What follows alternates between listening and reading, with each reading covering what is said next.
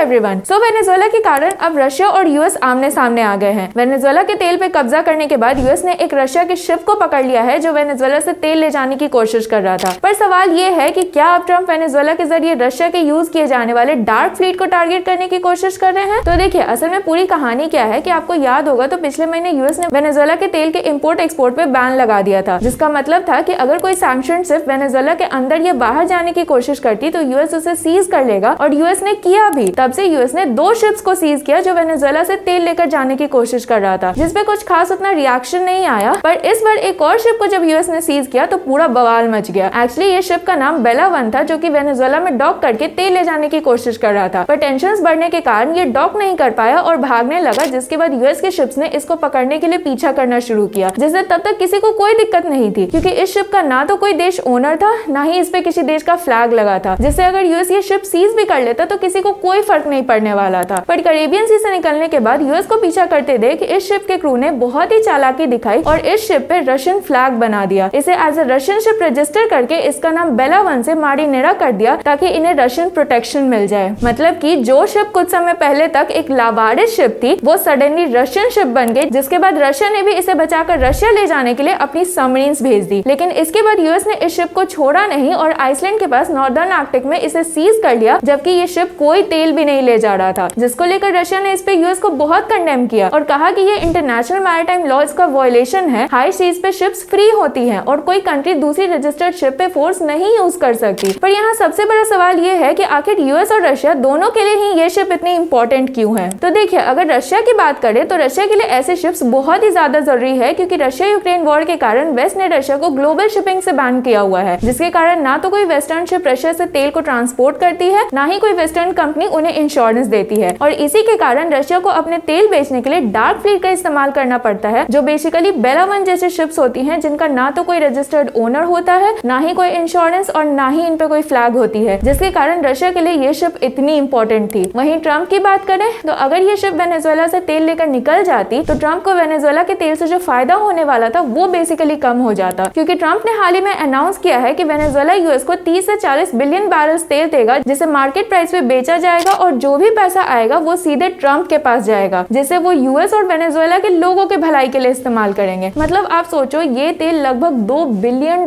का होगा जो सीधे ट्रम्प के जेब में जाएगा, जिससे बेसिकली चाइना का यहाँ बहुत नुकसान होगा, क्योंकि जो तेल ट्रम्प मार्केट में बेचने की बात कर रहे हैं वो चाइना जाने वाला तेल था, जिसके कारण रशिया के साथ साथ चाइना भी यहाँ काफी गुस्से में है। बेसिकली ये शिप को पकड़ना यूएस और रशिया को आमने सामने ले आया है, और जैसे यूएस के एक्शंस है ऐसे कांड आगे भी होते रहेंगे, जिससे यूएस सिर्फ वेनेजुएला पे अपना कंट्रोल नहीं दिखाएगा बल्कि रशिया और चाइना को भी टारगेट करता रहेगा। तो इस वीडियो के लिए बस इतना ही। सब्सक्राइब करना मत भूलना। मिलेंगे नेक्स्ट वीडियो में। जय हिंद।